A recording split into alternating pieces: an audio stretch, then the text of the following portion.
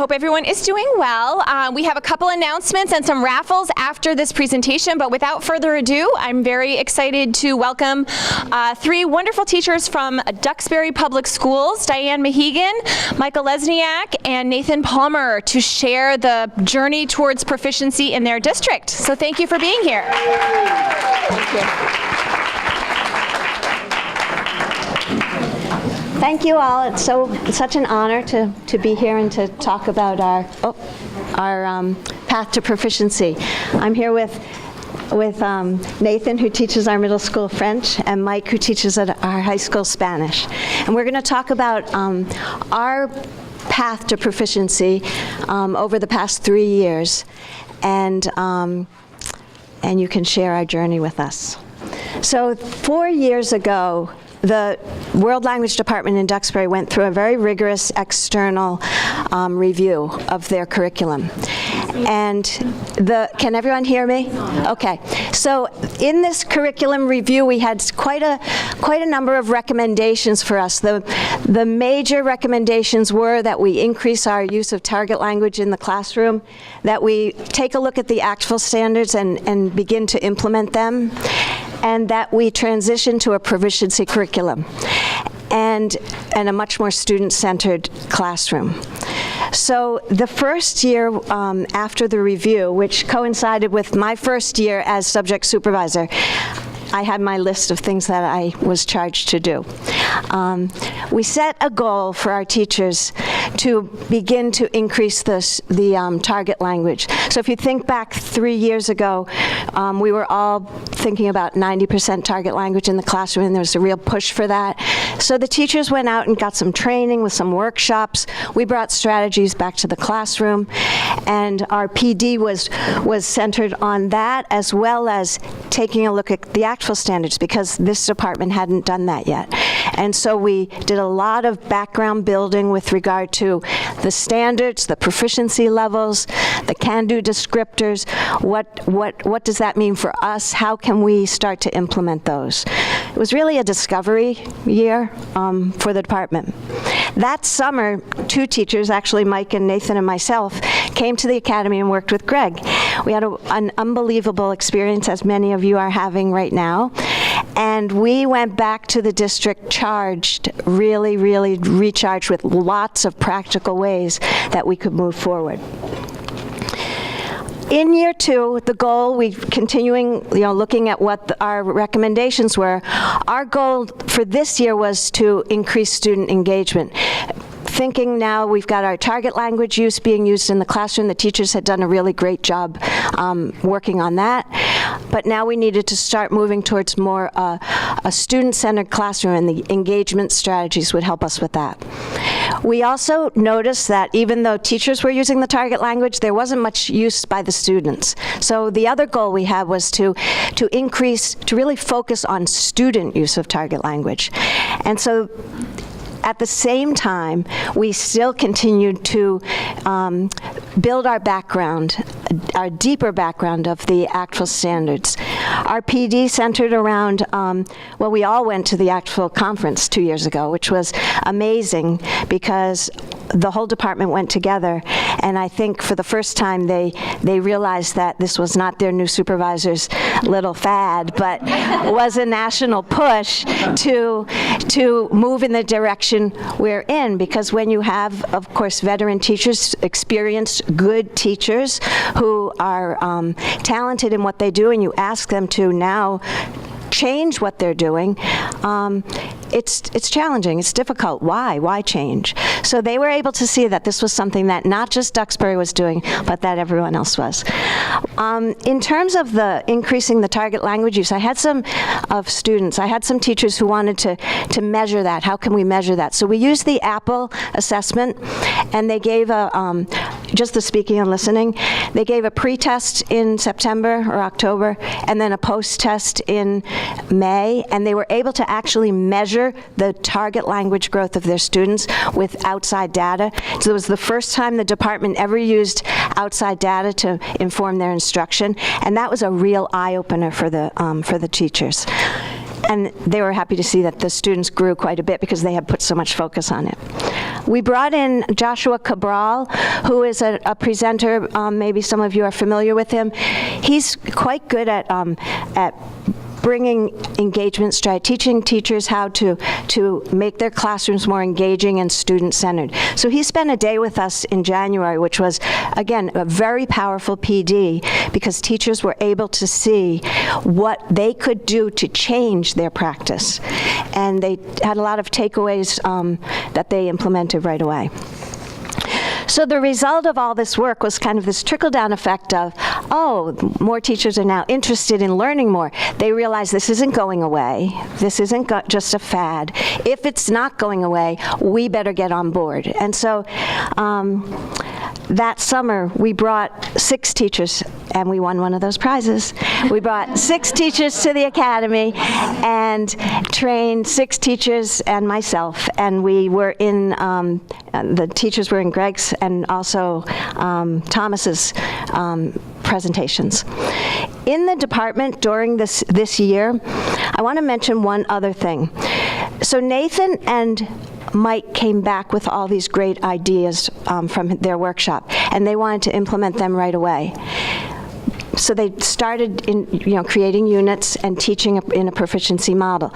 But the challenge for them was that they were teaching this proficiency-based model in a structure that was tied to a textbook, in a structure that had a grading system where we had categories of test, quiz, participation, homework, effort, and it didn't work. Mike would come into my office and say, I feel handcuffed. It's not working. And I think our biggest takeaway from this year is that you can't mix the two.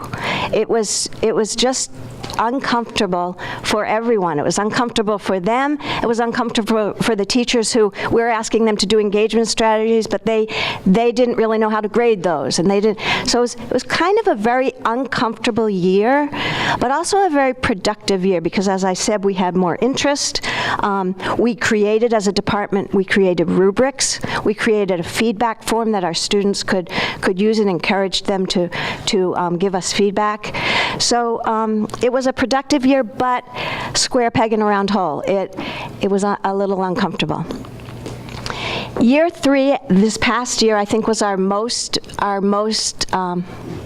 powerful year. Things started to come together. We came back from the academy with now 6 trained teachers, a third of the department. And those teachers, from half a day with Greg, said, we know what we're doing. We're throwing the textbook away. We're redesigning the whole curriculum. We're going to align it to the AP themes. We're going to move to a standards-based grading system. And they came back to the district with just real great takeaways for our department. And they were able to model that. The goal for that year, so this is where we really got into the meat and potatoes. The goal for that year for every single person in the department was to create 1 unit, just 1, and teach 1 proficiency unit. So some of the teachers, and we also aligned we aligned our curriculum to the AP themes, which gave some commonality. We also aligned our languages by courses. So all our spoken languages, French, Mandarin, Spanish, all our level 1 classes worked together and created the same units.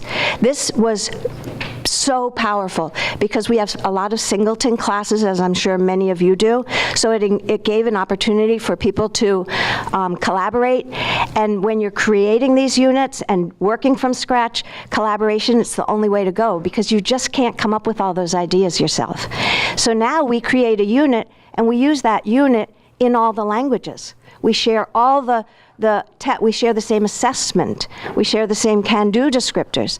We just have to plug in the authentic resources.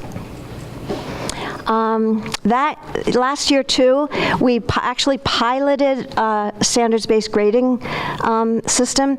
We looked at our rubrics. We changed our categories for grading so that now no more tests and quizzes, and this was across the department. No more tests and quizzes. Anything we graded had to fit into one of the modes. So we had 3 modes worth 30% each, and we left 10% for teacher discretion for those teachers who still had to hang on to homework or, homework. We took effort out of the grade. No effort. Thank you. So now our grades actually, because our grades were tied with the modes, and the modes were tied with the rubrics, our grades reflected what the students could do. And it was, again, another real powerful moment. We did some school visits. The feedback from the year before says, especially from the teachers who hadn't been trained, what does this look like? And I shouldn't say that, because even the teachers who had been trained wanted to get out in the classroom and see if they were doing it right. So we visited Tim Egan's school in Wellesley, we visited Seneca's school in Acton Boxborough, and teachers went out and saw classes. I want to say the other positive from year 3 was all the use of the energy of the kids. The students wanted to start National Honor Societies in world language. Why don't we have National Honor Societies? So we now have a Spanish, French, and ASL National Honor Society. We also have 2 clubs, a Latin club. We have a new Mandarin club we're starting next year. Students are asking to use the language outside of the classroom. They take it into the school community. They take it into the outside community in Duxbury. They take it into the global community through fundraising. So that's been so exciting. I also want to give a shout out to the middle school teachers. They were recognized by their principal with a Dragon Award, which he gave to a teacher every month. But in the month of March, he gave that award to the whole world language department in the middle school, in front of the entire faculty. And his reason for that was because when he goes into a world language class, everybody's doing something and everybody's talking and he doesn't understand a word. And so he recognized that was a good thing. All right. Our teachers did mention that what they'd like to work on is grade and calibration with those rubrics, so our PD will focus on that. We'll continue the seal. I didn't mention we did the seal of biliteracy as well. 24 students, we piloted the program, and 24 students received the seal, which was another outside recognition of proficiency. I hope to send our teachers who don't come to the academy here, that can't get here, to the MAFLA training to hear some of the wonderful speakers and presenters. And my final word to you will be, if any of you, I would love for opportunities for my teachers now to model what they're doing. If any of you are at the point where you want to come and see proficiency in action, please notify me, because our teachers are eager to share. We've had a couple French teachers come in and would look at our French classes, but we would love to show what we're doing. My last comment, big takeaway from doing this presentation, I had a lot of time to reflect over the last 3 years. If I were to do this again, I would train my entire department at the same time, because one of the hardest things was having some people trained and some people not trained. It created angst in the department that didn't need to be there. If we had trained everyone together and we all spoke the same language from the get-go, we wouldn't have had some of that struggle, I don't think. Also, I think everyone needs to be patient. I need to be patient with the teachers and give them flexibility. They need to be patient with me. We're all learning. And our administration needs to be patient with us. We're all learning. This takes time to move from a grammar translation to a proficiency-based pedagogy. And it's a seismic change, and it takes time. And now I'm going to pass you on to my teachers, who will tell you what it was like through the lens of the classroom.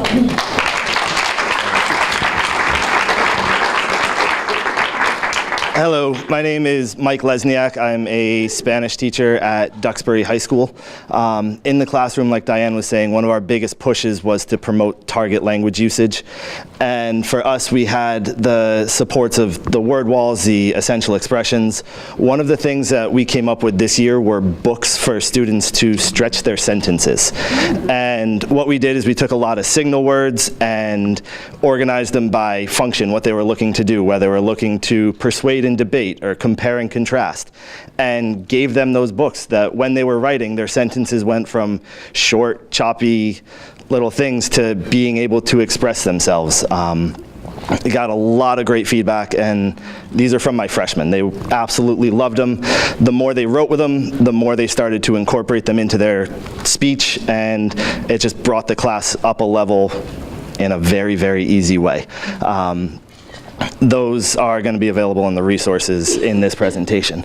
Another thing that we did, I use a sloth, other people use a bunny or a flag or a button. This is something that I got from one of Catherine's teachers a few years ago, and students come in, their expectation is that they are in the target language from minute one. And if they speak in English, I'll put the sloth on their desk. If somebody else speaks in English, I'll move it from their desk to somebody else's. And if you are the last one with that stuffed animal on your desk, the next day when you come into class, you have to give a 1-minute presentation in the target language in front of everybody. And with that, the freshmen from day 2 in September through June were 95 to 100% in Spanish. A lot of times it also helped with the circumlocution aspect, because if they didn't know what to say, they had to figure out how to say it. And they would ask me, oh, how do you say this in Spanish? And I'd say, I don't know, figure it out. And they would.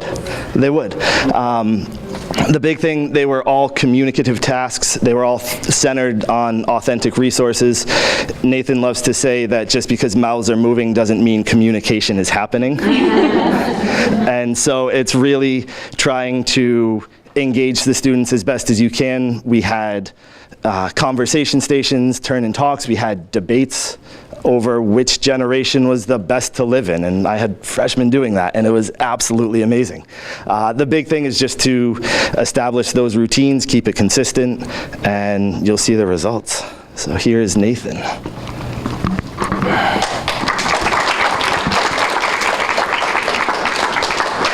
Good morning. I'm really thrilled to have the opportunity to come here for a 3rd year in a row and share with so many inspiring teachers.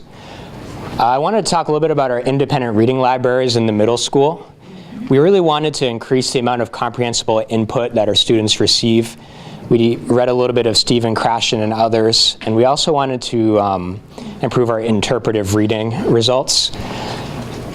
So we got a grant from the local Duxbury Education Foundation, which we wrote the proposal for during PLC time, to begin language libraries in each language classroom. And we also advocate with the administration to have language-only rooms, so we don't have to share with math and science and things like that, which has been very powerful for being able to have this kind of thing.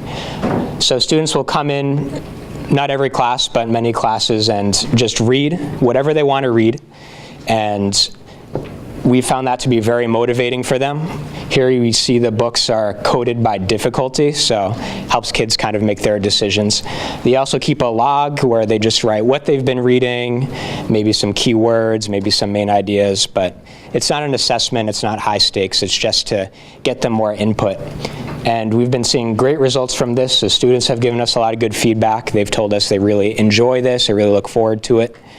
We have seen an increase in student ownership of the language. So I'll hear students say or see students write things that I never taught them, and I'm like, where'd they get that? And I think this sort of thing is what produces that, and those are really magical moments as a teacher. And we also had really great results on our STAMP interpretive reading section, which I think is due in part to this practice. So Mike's going to talk a little bit about unit design and lesson planning. All right, so as Diane was saying, we went through a curriculum review about 4 years ago, and that was also my first year in Duxbury as well. I had come from a different school district, and Duxbury's curriculum was tied to a textbook more than I had ever seen any school ever. To the point where the essential questions were verbatim from the textbook, the skills were verbatim from the textbook, the assessments were copied out of the textbook. And it was tough. You had no creativity, no freedom, and you just had to follow along. This day we're on this page, and this day we're on this page. And it was a little bit tough. And now these are what our units look like. This is a screenshot from Nathan's Schoology page. Schoology is our online learning system that we use, but we have essential questions which don't come from a book, and they're ones that actually pique student interest. We have objectives which are based on can-do descriptors. It gives that onus to the students. They have to take ownership of, here's what I can do. These are based on units. The daily lessons, we still have the essential questions. You have your daily can-do descriptor, which is going to be different from the unit can-dos. The time management, the homework, and there's just a lot more freedom, a lot more creativity, and a lot less handcuffing going on. Cool. Another thing we wanted to talk about, and let me know if we're running short on time because we want to leave time for questions, was assessment. And we came back from Thomas Sauer's presentations last year really inspired to come up with some much better assessments that really measured what our students were able to do and provided us with anchor points for our unit design. So here are a couple examples of unit assessments that I gave my first year. If you've ever taught out of Discovering French Level 1, you might recognize this. The word la boum, which they use over and over, and I've never heard in my entire life as a French speaker. So we see here verb conjugations in a line. We see here completed dialogue based on some arrows, really not showing us what our students are able to do. So here's an assessment that we wrote based on Thomas Sauer's assessment template, which we found to be really, really useful. On very similar content, directions, getting around town. So we have our learning targets, our proficiency targets, all built into the template. And we have the instructions for a real-world scenario for giving directions. And we found this to be very motivating for the students and very helpful for us because once you have a series of these for a unit, the lessons kind of all fall into place pretty easily. Also with our Aligned curriculum, it's very easy to take one of these documents and give it to the teacher of another language and say, here's the assessment I used for this topic, and they can change a couple too. So that's been very empowering for us. Okay. I'll also talk a little bit about feedback, and we wrote this with the help of Thomas Sauer last year, thinking a lot about how we can make the feedback to our students more meaningful. And this is a feedback form that we wrote. So we all know that when we write X's all over a student's piece of writing, it doesn't necessarily translate to them how they can get better. So this is a feedback form we wrote that really involves the student, where they have to write in where they thought they were successful, where they had difficulty, and how they think they can get better. And we also write in our input on that. And writing feedback forms and rubrics is kind of a never-ending thing, so these are in constant development.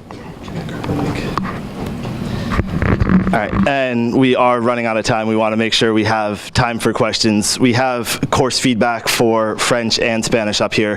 The big takeaways is that the students are more engaged. They're using the target language more than they even thought possible for 8th grade, 9th graders.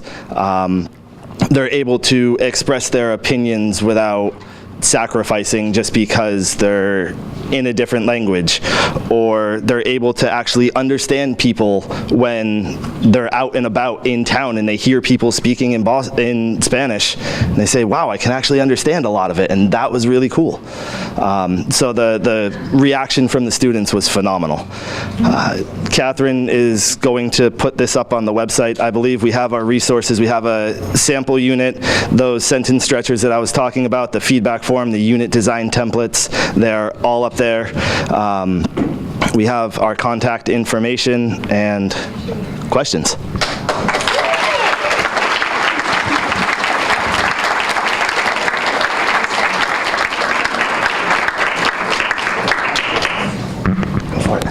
I have a question about what your do-nows look like, because we're required to do them in my school, and were they communicative, or were they written, and how does those look? So the question was about do-nows and what do they look like, and I'm going to let Nathan answer that one. Sure. So my do-nows have evolved a lot over the past few years. when I observed Rebecca Bluewolf's class this past year, I had a big eye-opening moment where I realized that my do-nows really needed to be more communicative. So at first they were, go on Quizlet and practice vocabulary until I'm ready to start teaching. And kids, they wouldn't really do that. And it didn't really put them into French mode. So our do-nows now will involve some communicative component that either leads into the lesson we're teaching, tied to the can-do statement, or builds upon the one from the previous class. It's pretty much always speaking in my room, but I think a written do-now is appropriate as well for certain situations. You could even do a written one that becomes a support for a spoken one, depending on how much time you want to dedicate to it. But I think for me, my biggest takeaway for do-nows was that they should be communicative and tied to what you're doing in class that day. I just wanted to add on about the do now, is that if your do now is written, the positive aspect of that is that it can also be a quick formative assessment, and it's something at the end of class that you could just flip through, and if you think there's something that you need to work on the next day based on the do now, that's also helpful too. We're in the form and have that evidence. Definitely. Since you implemented such a different grading system, how are you actually giving grades based, I'm assuming it's based on rubrics? So the question was, since we're transitioning to standards-based, how do we actually give grades? The way it's set up is that we have a target for the students, and if their target is novice high or intermediate low, we decided as a department that you're reaching the target, you're doing a good job, you're going to get a B. And if you exceed the target, you're going to get an A, and if you're not quite there, it's going to be a C. And so we kind of arbitrarily came up with the numbers. It's a 95, 85, 75 system, but it really tends to balance out. What are the three modes that you mentioned earlier? Grading scale. Interpretive. Oh, the question was what were the three modes that we're grading by, and those are interpretive, interpersonal, and presentational. And so whether it's presentational speaking or presentational writing, it's all in the presentational. And is that how it figures on the Yeah, the grades are set up so it's 30%, 30%, 30% across the board, and then 10% for whatever teachers can't really let go of. Except in Mike's class, and he can let go of everything. So he does real standards base, 33.3, 33.3, and 33.3. Any other questions? Sorry, this is another grades question. Do you still give quizzes? Do you just use that as a formative assessment, or is that an actual number grade? I don't. The question was, do I give quizzes? And no, I don't give the typical paper-based quizzes. It's just my can-dos they get a daily grade for their can-dos, and those are separated out whether it's interpretive, interpersonal, or presentational. And so those kind of function as the formative assessment throughout the term, building up to whatever their assessment is. Can you just elaborate on that, your a grade for can-do? What does that mean? They can do it or they can't. And if they can do it, then they get, I think 3 points is how it works out based on my grading system. And if they can't do it, it goes in as a 0. And eventually, if they show me they can do it, then they get the 3 points. And it's a little grade to offset the big the summative assessment that they have at the end. It's just enough to kind of give them a little bit of a bump. But essentially in my class, most of their grades are based on those big assessments that they have. Yeah. There's many more questions. I said, Catherine. You guys are around for the rest of the conference for questions, and thank you for. They'll be around.